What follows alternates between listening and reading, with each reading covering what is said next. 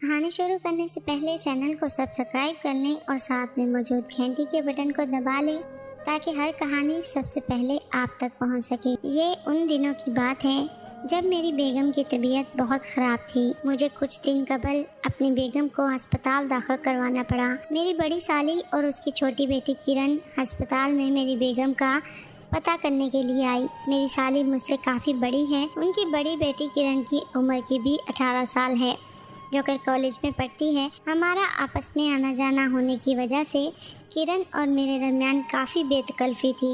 उस दिन मेरी साली और किरण तकरीबन दोपहर के वक्त अस्पताल में आई। इन दिनों तकरीबन मार्च का महीना था और ज़्यादा गर्मी ना थी। शाम के वक्त मेरी साली घर जाने लगी तो उसने खुद ही किरण को मेरे पास छोड़ दिया, पर मैंने उनसे कहा आपको इसको साथ ले जाएं, मगर वो इस बात पर जिद कर रही थी उसको अस्पताल में ही रख लो ताकि आपकी भी परेशानी कम हो जाए। मैंने किरण को रोक लिया और मेरी साली घर वापस चली गई। इसके बाद किरण मेरी बीवी के पास अंदर वार्ड में चली गई और मैं बाहर बैठ गया। कुछ देर बाद किरण आई और मुझे एक पर्ची दी और बोली ये दवा लानी है और अगर मुझे भूखा नहीं मारना तो कुछ खाने को भी ले आए, और हंसने लगी। मैंने उससे आयशा का पूछा वो कैसी है तो उसने कहा वो ठीक है, अभी डॉक्टर ने कुछ नहीं बताया। मैंने कहा ठीक है और मैं दवा लेने अस्पताल से बाहर चला गया। वापस आकर मैंने किरण को दवा दी और कहा ये देकर आ जाओ, बाहर जाकर कुछ खा कर आते हैं। उसने शापर पकड़ा और अंदर चली गई। थोड़ी देर बाद किरण वापस आ गई और बोली मैं अपना मोबाइल आंटी को दे आई हूँ। फिर मैं और किरण अस्पताल से बाहर निकल गए और एक होटल पर खाना खाने लगे। इस दौरान हम यहाँ वहाँ की बातें करते रहे। खाना खाने के बाद हम अस्पताल वापस आ गए और वो दोबारा वार्ड में चली गई। शाम काफ़ी हो चुकी थी।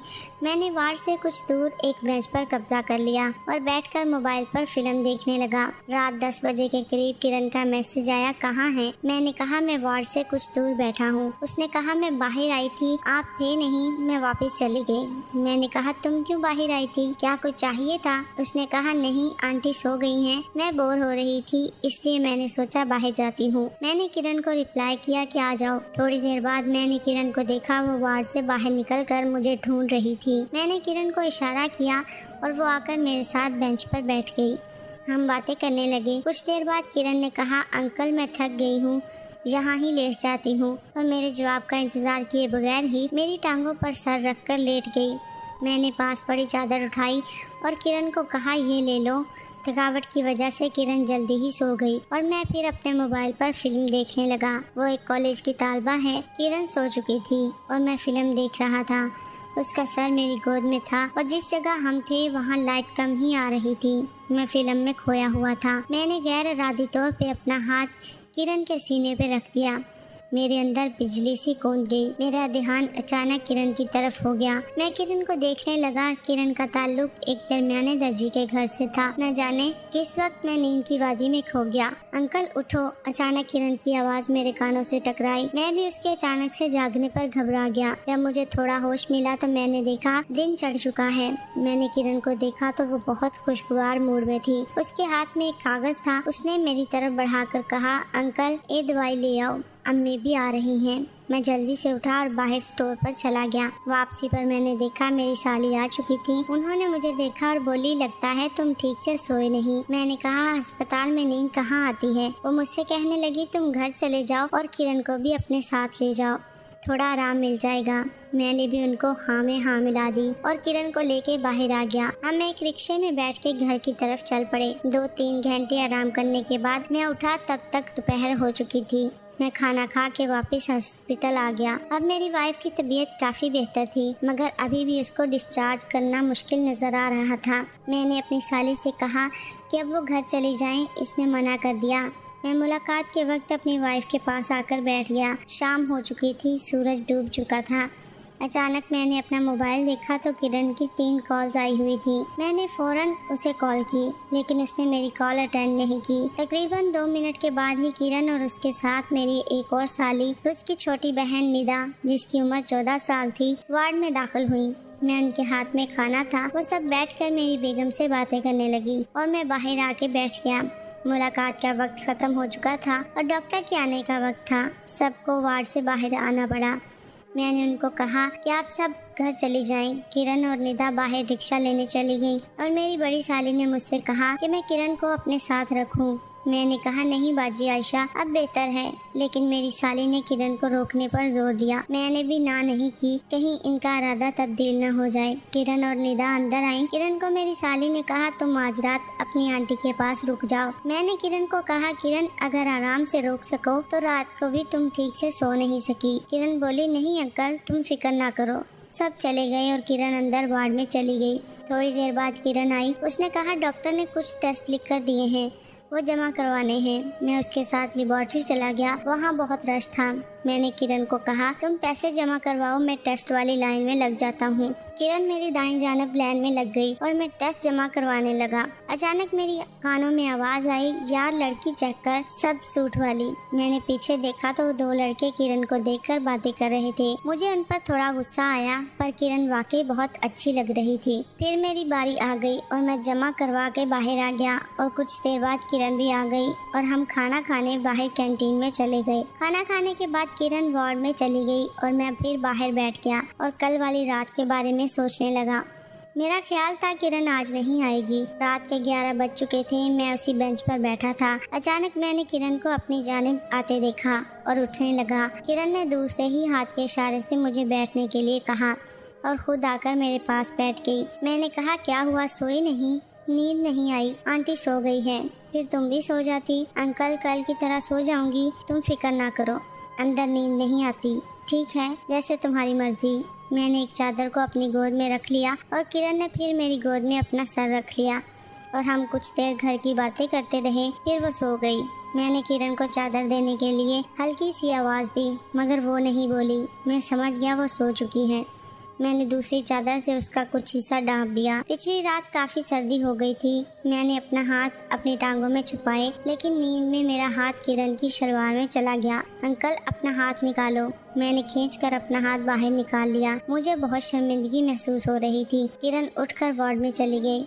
मैं वहीं बेंच पर बैठ गया और फिर से सोने की कोशिश करने लगा, मगर अब मुझे नींद नहीं आ रही थी। मैंने उठकर हाथ मुंह धोया और उनके लिए नाश्ते का इंतजाम करने चला गया। नाश्ता लाकर मैंने किरण को मैसेज किया, आंटी को बाहर ले आओ। थोड़ी देर बाद वो दोनों बाहर आ गईं। हमने मिलकर नाश्ता किया। उस दौरान कोई खास बात नहीं हुई। फिर वो नाश्ता करके अंदर चली गई। मैं थोड़ा शर्मिंदा था। थोड़ी देर बाद किरण आई और बोली थोड़ी देर में आंटी को छुट्टी दे देंगे, अब वो ठीक है। मेरी तवज्जो इस खबर की बजाय किरण की तरफ थी। उसका लहजा नॉर्मल था। मैंने डरते डरते किरण को कहा, किरण आई एम सॉरी। किस बात की? वो अपने मखसूस लहजे में बोली, रात वाली बात की। किरण हल्का सा मुस्कुराई और बोली, मुझे आपकी परसों वाली हरकत का भी पता था। किरण का जवाब मेरे लिए हैरत था। वो हल्का सा मुस्कुराई और अंदर चली गई। अब मैं काफी रिलैक्स था। दोपहर तक छुट्टी के कोई आसार नजर नहीं आ रहे थे। मैंने किरण को बुलाकर कहा, तुम घर चली जाओ ताकि कपड़े बदल लो और आराम भी हो जाएगा। किरण ने मुझसे कहा, शायद शाम तक छुट्टी हो जाए तो एक ही बार घर जाएंगे। मैंने अम्मी को भी मना कर दिया है कि वो अस्पताल ना आए। मैं समझ चुका था किरण खुद ही नहीं जाना चाहती। मैं दिल ही दिल में खुश हो गया। शाम हो चुकी थी, मगर एक रिपोर्ट की वजह से अभी तक छुट्टी मिलना मुश्किल थी। हम खाने से फारिग हो चुके थे। आखिर डॉक्टर से मैंने खुद बात की। डॉक्टर ने मुझसे कहा, आपकी बेगम को सुबह छुट्टी मिलेगी, अब वो ठीक है। मैंने कहा, ठीक है, जैसे आपको बेहतर लगे। मैं बाहर आके बैठ गया। किरण को मैंने बता दिया, आज की रात और रुकना पड़ेगा। रात हो चुकी थी, मगर अब एक और परेशानी का सामना हो गया था, जिससे मेरी उम्मीद पर पानी फिर गया। किस जगह हम दोनों बैठते थे वहाँ पहले ही से कोई औरत लेट चुकी थी। मैं पास में एक हाथ पर बैठ गया और दिल ही दिल में अपनी गलती को कोसने लगा। तमाम बेंच मिले जा चुके थे। इतने में किरण आई और मेरे साथ आकर बैठ गई और थोड़ा हंसी। मैं समझ गया वो क्यों हंस रही है, क्योंकि हमारा बेंच कोई और ले चुका था। मैंने किरण को कहा, तुम अंदर जाकर सो जाओ, मैं बैठकर रात गुजार लूंगा। वो कहने लगी, मुझे अंदर नींद नहीं आती, मैं भी बाहर ही बैठ जाती हूँ। मैंने कहा, चलो एक कप चाय का पी लेते हैं, और हम अस्पताल से बाहर एक होटल में आ गए, जहाँ मैंने 2 कप चाय का ऑर्डर किया। चाय पीने के बाद हम होटल से निकले तो एक लड़का दौड़ा दौड़ा हमारे पास आया और बोला, रूम सर, रूम सर। मैंने कहा, नहीं चाहिए यार। वो कहने लगा, सर रूम ले लें, 50% ऑफ है। अचानक मेरे दिमाग में ख्याल आया, क्यों ना रूम ले लें। मैंने किरण को पूछा, किरण रूम ले लें? किरण ने मेरी तरफ देखा, थोड़ा घबरा के बोली, देख लो अंकल। मैंने किरण का हाथ पकड़ा और हम होटल की तरफ चल पड़े। होटल पर जाकर उस लड़के ने कहा साहब को रूम चाहिए और खुद उसने होटल वाले से टिप ली और चला गया। होटल वाले ने मेरे साथ कोई इजाफी सवाल जवाब नहीं किया और जरूरी मालूमात लेने के बाद मुझे कहा 500 रुपए में 500 का नोट निकाल कर डेस्क पर रखा और उसने एक चाबी मुझे दी जिस पर 16 नंबर का लोगो था। उसने मुझे कहा ऊपर चले जाएं। तमाम रूम तकरीबन खाली थे, एक दो रूम में लाइट जल रही थी। हम 16 नंबर रूम में आ गए। मैं और किरण रूम में गए। ये एक छोटा सा मगर साफ सुथरा रूम था जिसमें एक सिंगल बेड, साथ में एक अलमारी और एक अटैच बाथ था। मैं बेड पर बैठ गया और किरण बाथरूम में फ्रेश होने चली गई। इतने में किरण भी बाथ से निकल कर आ गई और आकर मेरे साथ बैठ गई। मैं कमरे में कुछ देर खामोशी रही। किरण की 2 दिन की नींद थी, वो बिस्तर पर आते ही सो गई। मुझे भी पता ही न चला कब नींद आई। सुबह के 6 बज चुके थे। हम होटल छोड़कर अस्पताल गए। मेरी बेगम अभी तक सो रही थी। हम फिर बाहर आ गए और नाश्ता करने लगे। मैंने किरण को उसकी मर्जी का नाश्ता करवाया। फिर हमने सैंडविच लिए और अस्पताल आकर बेगम को नाश्ता करवाया। इसके बाद किरण वार्ड में ही रही और मैं बाहर आ गया। थोड़ी देर के बाद किरण का मैसेज आया कि टैक्सी का इंतजाम करें, आंटी को छुट्टी हो गई है। हम घर वापस आ गए। किरण भी हमारे साथ ही थी। मैंने किरण की वालदा को फ़ोन करके बता दिया हम किरण को अपने साथ अपने घर लेकर जा रहे हैं। उन्होंने खुशी से इजाज़त दे दी। मैंने किरण को कहा तुम दूसरे कमरे में जाकर अपनी नींद पूरी कर लो। शाम को किरण भी उठ गई और हम मिलकर खाना खाने लगे। मैंने जानबूझकर किरण को थोड़ा इग्नोर किया ताकि बेगम को कोई शक ना हो। किरण भी एक समझदार लड़की थी, शायद इस बात को समझती थी। अगले दिन किरण और उसकी अम्मी को उनके घर छोड़ आया। इसके बाद हम काफी दिन तक नहीं मिल सके, लेकिन मोबाइल पर चैट करते। एक दिन किरण ने मुझे कॉलेज बुलाया। मैं रश की वजह से थोड़ा लेट हो गया। जब मैं कॉलेज पहुंचा तो किरण और उसकी एक दोस्त मेरा इंतजार कर रही थी। मैंने गाड़ी थोड़ा पास का लाकर खड़ी कर दी। किरण आगे बैठ गई और उसकी दोस्त पीछे। किरण कहने लगी अंकल ये मेरी दोस्त सोबिया है। मैंने कहा अच्छा, अब बताओ बुलाया क्यों था। किरण हल्का सा मुस्कुराई और बोली वैसे ही अंकल जी, हम आपको बुला नहीं सकते। फिर वो हंसने लगी। मैं उनको लेकर आज जूस कॉर्नर पर आ गया और मिल्क शेक का ऑर्डर दिया। किरण ने अपने बैग में से एक गिफ्ट निकाला और मुझे दिया। ये एक ग्रीन कलर के पेपर में लिपटा हुआ था और ऐसा लगता था बड़ी जल्दी में पैक किया है। मैं खोलने लगा तो किरण ने मेरा हाथ पकड़कर कहा अंकल इतनी भी क्या जल्दी है, घर जाकर खोल लेना। मैंने वो इसी तरह डैशबोर्ड में रख दिया और उनको घर उतार दिया। शाम को मेरी बेगम की दोस्त आ गई और वो उसके साथ बाहर लॉन में बैठ गई।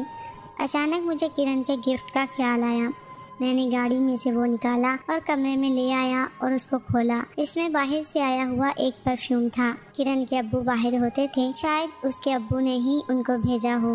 मैंने किरण को मैसेज किया और लवली गिफ्ट का शुक्रिया अदा किया।